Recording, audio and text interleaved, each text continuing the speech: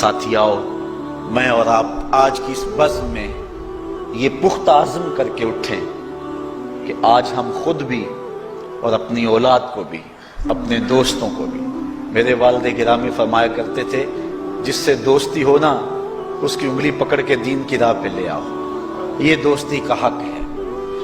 اس کے لیے آپ بہت کچھ کرتے ہیں لیکن اگر اس کو دین نہیں دیا تو کچھ بھی نہیں دیا۔ کوشش کرو میرا دوست ہو اور جہنم میں جائے۔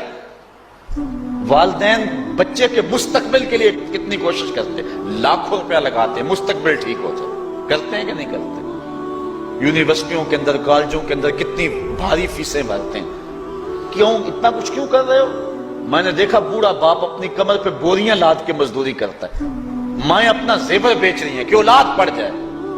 میاں اتنا کچھ کیوں کر رہے ہو؟ جی مستقبل ٹھیک ہو جائے۔ یہ مستقبل کتنا ہے؟ 20-25 سال کا، اور جو اصل مستقبل ہے اس کی فکر ہی نہیں کسی کو۔ اصل مستقبل تو وہ ہے، اللہ اکبر، بیرون ملک جائے بیٹا تو ماں کہتی ہے بس دعا کرو کہ میرا بیٹا خیریت سے پہنچ جائے۔ بیٹی کی شادی کرتی ہے تو ماں کہتی ہے دعا کرو کہ اپنے گھر میں اس کو چین مل جائے۔ کسی کا انٹرویو ہوتا ہے، لوگ کہتے ہیں جناب دعا کرو کہ اس انٹرویو میں وہ کامیابی سے گزر جائے۔ میں کہتا ہوں جب قبر میں اترتا ہے پھر کسی نے آ کر کبھی نہیں کہا کہ دعا کرو مشکل گھڑی آ گئی ہے خیریت سے گزر جائے۔ اصل امتحان تو یہ ہے، اگر اس امتحان سے گزر گیا تو کامیابی اور بامرادی۔ یہ تھوڑا سا مستقبل دنیا کا، اس کے لیے ہم کتنے پیسے لگا دیتے ہیں، سب کچھ اولاد کو آتا ہے، ہر شے فر پڑھتے اور بولتے ہیں، دعائے قنوت بھی نہیں آتی ہوتی۔ تو ہم اپنی اولاد کے لیے دین کا تحفہ اس کو کبھی نہ چھوڑیں۔ اللہ اکبر، کوشش کریں، محنت کریں۔ حضور نبی رحمت صلی اللہ علیہ وآلہ وسلم نے ان بد عمل واعظین کی بات بھی کی ہے کہ جو لوگوں کو نیکی کا حکم دیتے ہیں اور خود اس پہ عمل نہیں کرتے۔ آج ہمارے کچھ واعظین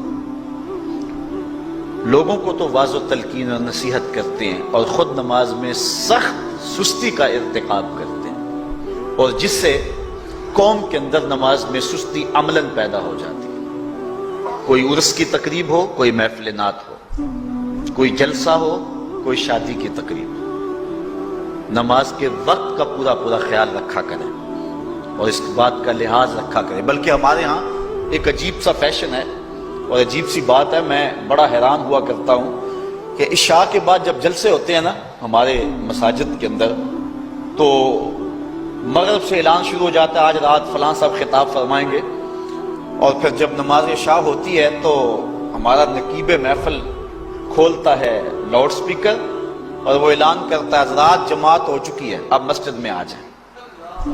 یعنی یہ نماز کو ہلکا کرنے والی بات ہے۔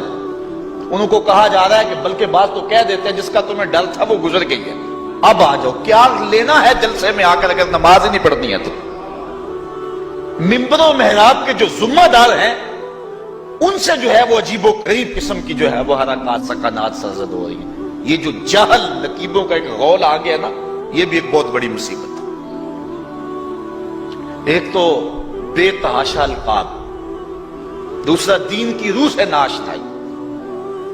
وہ کسی نے کہا تھا نا کہ پہلے حضرت غوث پاک ولی بناتے تھے، چور سے کتب بناتے تھے، آج کل ہم بناتے ہیں۔ کہا تم کیسے؟ کہا ہمیں پتا ہوتا ہے یہ چور بیٹھا ہوا ہے، کہتے ہیں غوث زماں اور کتب دوران۔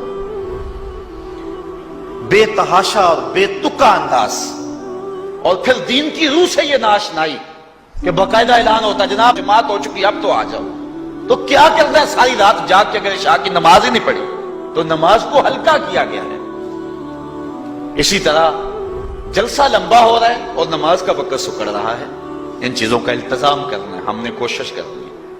اور یہ بھی ایک مصیبت ہے کہ دربار بڑا اونچا ہے اور مسجد کے اندر جانوروں کی بینٹیں پڑی ہوئی ہیں۔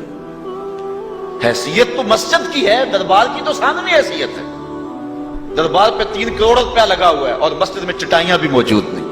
اپنے بھی خفا مجھ سے ہیں بیگانے بھی ناخوش، کہ زہر حلال کو کبھی کہہ نہ سکا کند، بات وہی کہتا ہوں سمجھتا ہوں جسے حق، میں ابلہ مسجد ہوں نہ تہذیب کا فرزند۔